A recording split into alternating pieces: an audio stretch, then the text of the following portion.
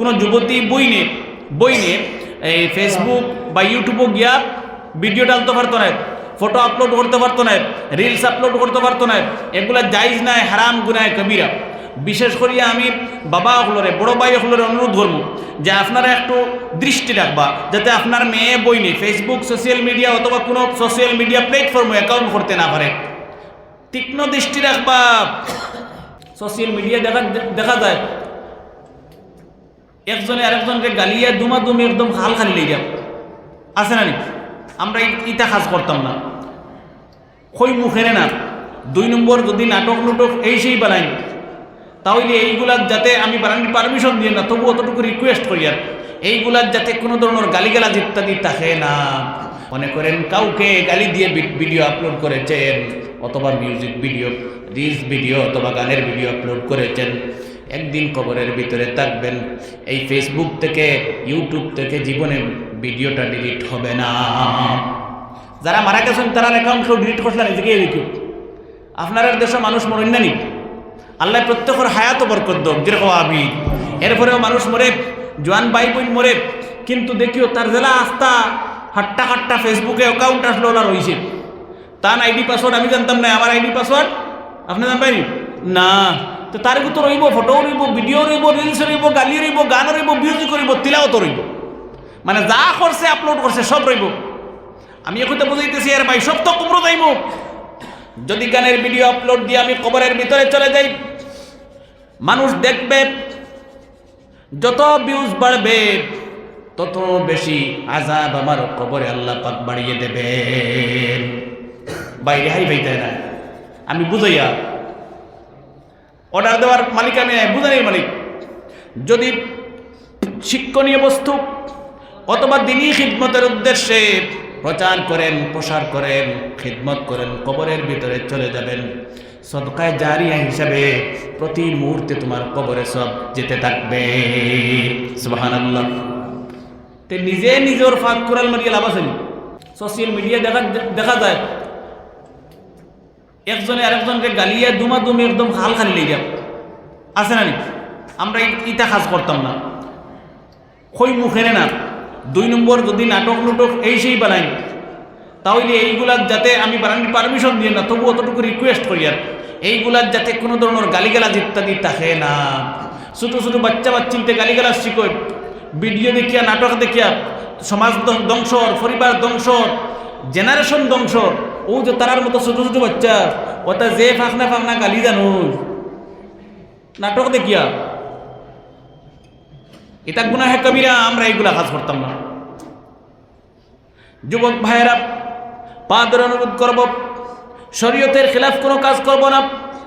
খেনে করতাম না। আমি বালা বুঝাই আর ভাই তোমার, তুমি আমার ভাই, মুসলমান ধর্মীয় ভাই, আপনার বাড়িতে থাকানো মুসলমানের ভাই, এর কারণে বুঝাই আর, খেনে বুঝাই আর। সব পৃথিবীর তাকমনি সারা জীবন, একদিন যাওয়া লাগবে। জিনিসটা বলা করে বুঝুক। আমি যদি এগো গালির ভিডিও আপলোড করি আরেক বাইরে উদ্দেশ্য করিয়া, অথবা রিলস কিতা হইন তারে কন্টেন্ট মিউজিক দিয়া, গান দিয়া ভিডিও একটা আপলোড করি, একদিন তো আমি ভাইসাব কবর যাইব না নি? কিন্তু আমি কবর থাকবো।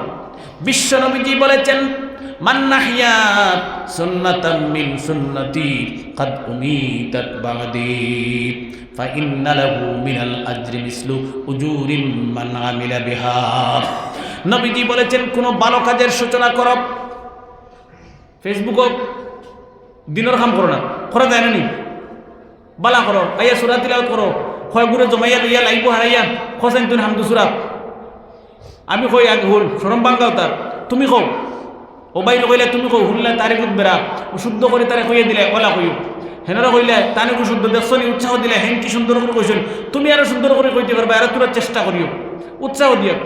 মানে এমন কোনো বস্তু আমরা আপলোড করতাম যাতে দিনের প্রচার হয়, প্রসার হয়, দিনই খিদমত হয়, অথবা মানুষের কোনো ভালো শিক্ষণীয় বস্তু পায়। যেমন টেকনিক্যাল কারিগরি বিদ্যা শিক্ষা আছে। আমি যেমন উদাহরণস্বরূপ বুঝাই, ও মাইকো নষ্ট হয়েছে, ওগুলো ঠিক করেন কিনা, এগুলো শিক্ষণীয় বস্তু আছে। গাড়ির একটা পার্টস নষ্ট হয়েছে, এগুলো লাগান কীরকম, ঠিক করেন কীরকম, এগুলো শিক্ষণীয় বস্তু আছে।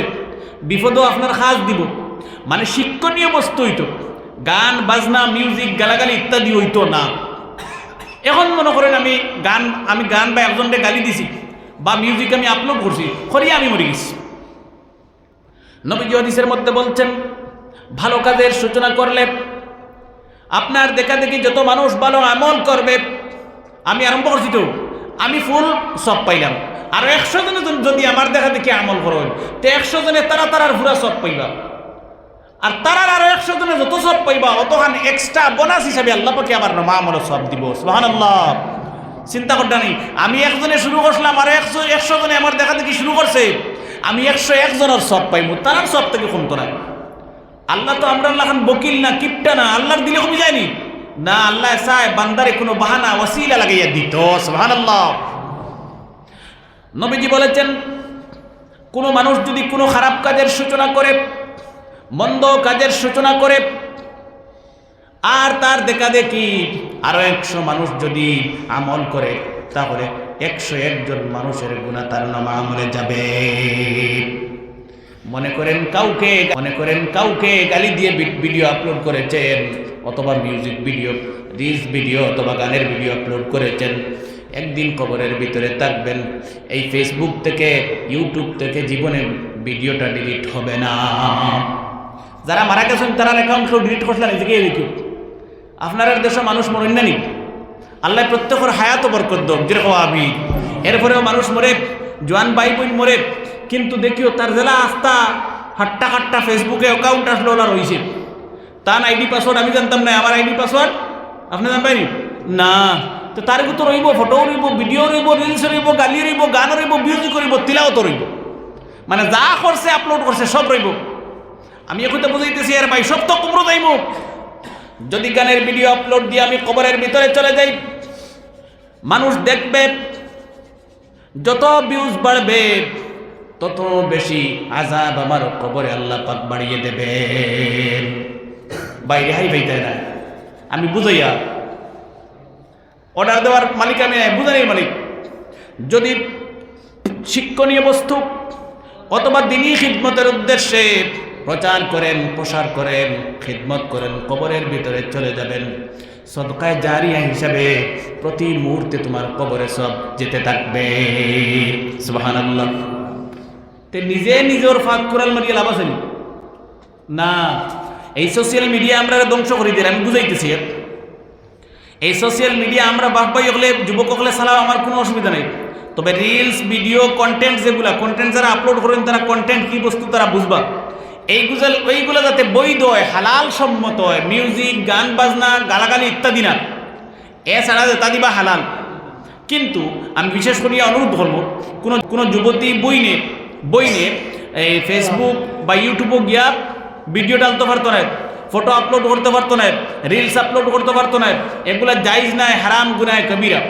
বিশেষ করিয়া আমি বাবা হলরে, বড় ভাই হলরে অনুরোধ করবো যে আপনারা একটু দৃষ্টি রাখবা, যাতে আপনার মেয়ে বইনে ফেসবুক, সোশ্যাল মিডিয়া অথবা কোনো সোশ্যাল মিডিয়া প্ল্যাটফর্মে অ্যাকাউন্ট করতে না পারে।